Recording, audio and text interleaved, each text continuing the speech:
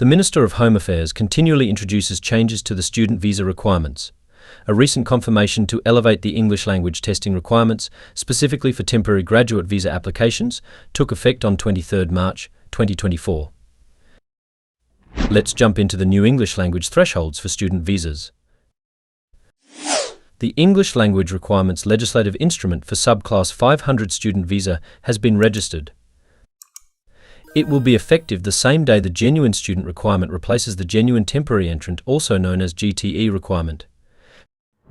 First, we will have a closer look at the IELTS score requirements. The required IELTS test score is an overall band score of 5.0 if the applicant's principal course is partnered with at least 20 weeks of an ELICOS. The IELTS requirement elevates to an overall band score of 5.5 if the applicant's principal course is accompanied by at least 10 weeks of an ELICOS, or if they are enrolled in a standard or extended foundation program.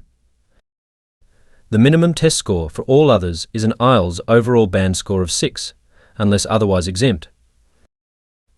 Now, before moving on, we'd like to explain what is standard or extended foundation program.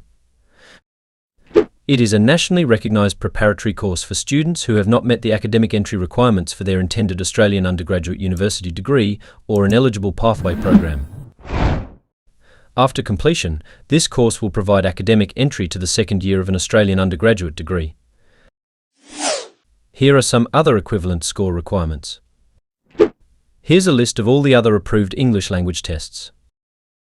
Occupational English Test, also known as OET. Cambridge English Advanced Test, also known as CAE.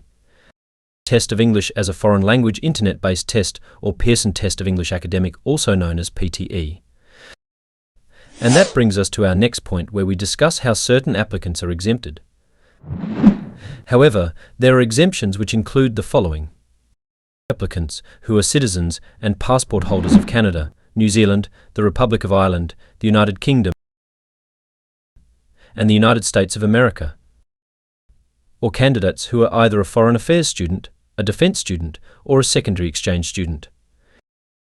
Also, students who are enrolled only in either a course not delivered in English, an ELICOS, a registered school course, or a registered postgraduate research course, or those who completed in the last 2 years before lodging their application a substantial component of a course, leading to at least an Australian Qualifications Framework Certificate 4, or higher qualification that was conducted in Australia, in English, and while the applicant was holding a student visa. Students are also exempted if they have completed in the last 2 years before lodging their application a senior secondary certificate of education conducted in Australia and in English, or applicants who have successfully completed a minimum of 5 years of study in English in one or more of Australia, Canada, New Zealand, South Africa, the Republic of Ireland, the United Kingdom, or the United States of America. Another significant exemption is whether the request is made by the decision maker or is required by using an online computer program, which refers to the document checklist tool weighing the following criteria to determine the necessary evidence: the country of passport, education provider, and type of visa applicant. Recently, education providers have been mindful of wanting to keep or enhance their ranking. They have reportedly reverted some enrolments for students from higher-risk countries to prevent visa refusals from affecting their ranking.